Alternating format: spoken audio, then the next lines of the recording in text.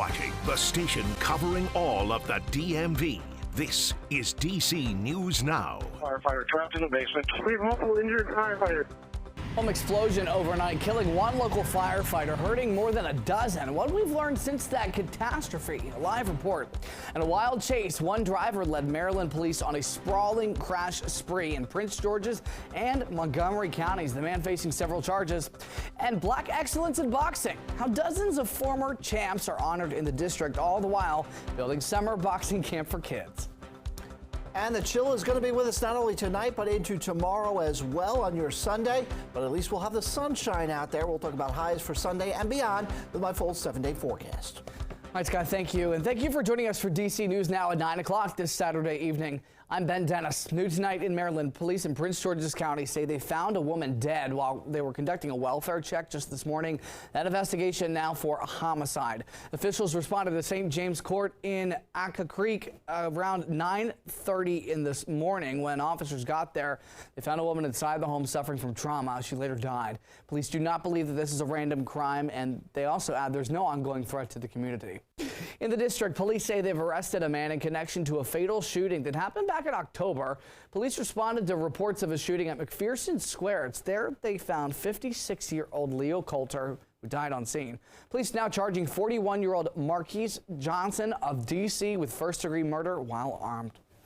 And the morning continues tonight for a firefighter killed in last night's home explosion in Loudoun County, Virginia, after a leaking underground propane tank was found. 45-year-old Trevor Brown, a member of the Sterling Volunteer Fire Department Company, died just last night. 13 other people hurt in that explosion.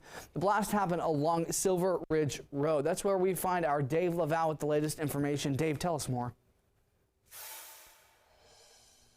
Good evening to you, Ben. Firefighters will race into harm's way without a second thought to save a life. Yet the devastation behind me serves as a reminder of how one firefighter made the ultimate sacrifice.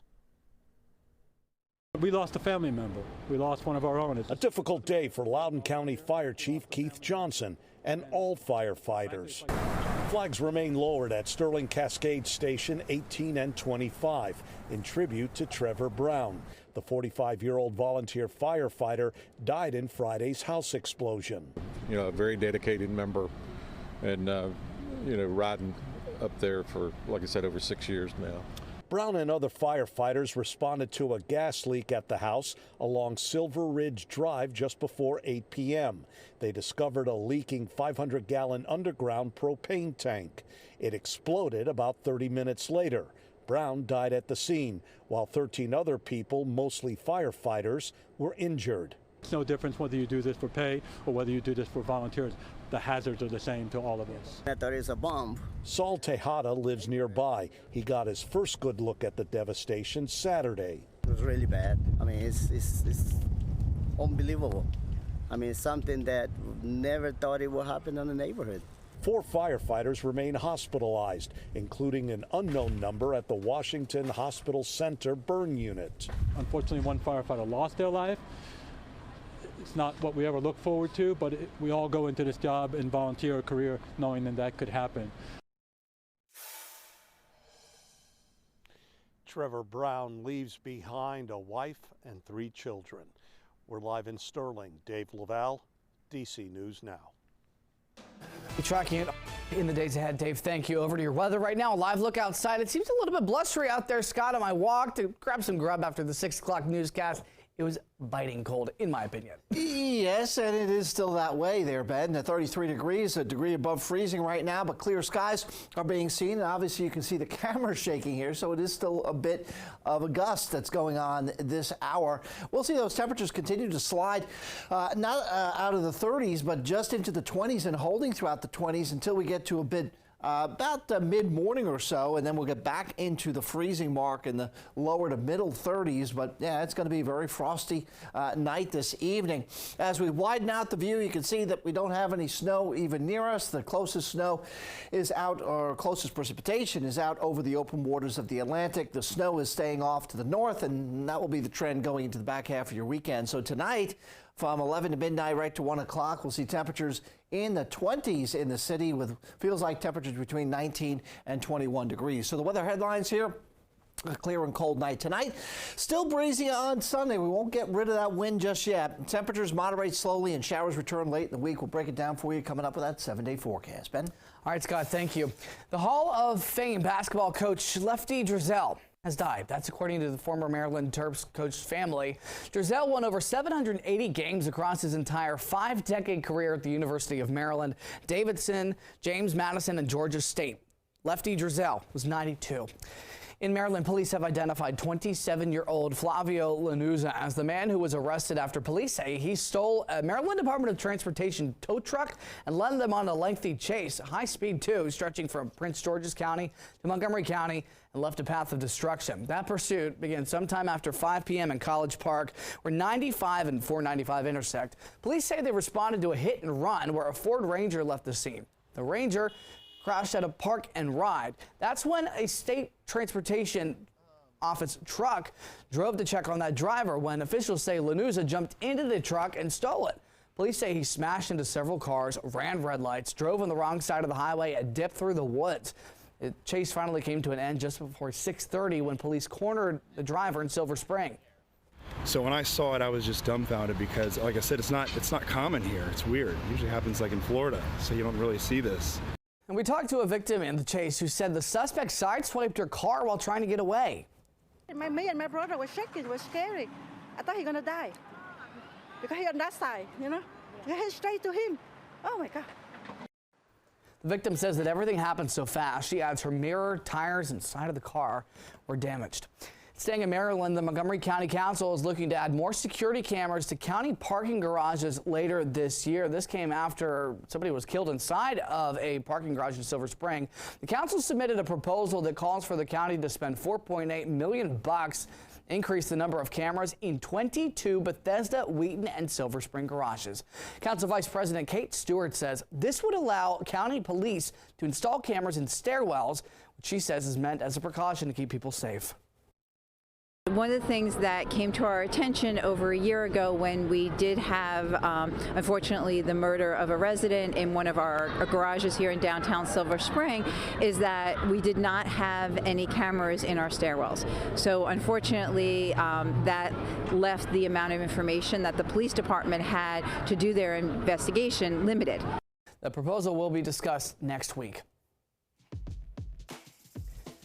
DC News Now is continuing to honor Black History all month long. Right now, there is a push to help black students feel seen and heard at a Hagerstown High School. It started several years ago. It's now taking on a life of its own. Skylar Salas highlights the club lifting up a generation of scholars.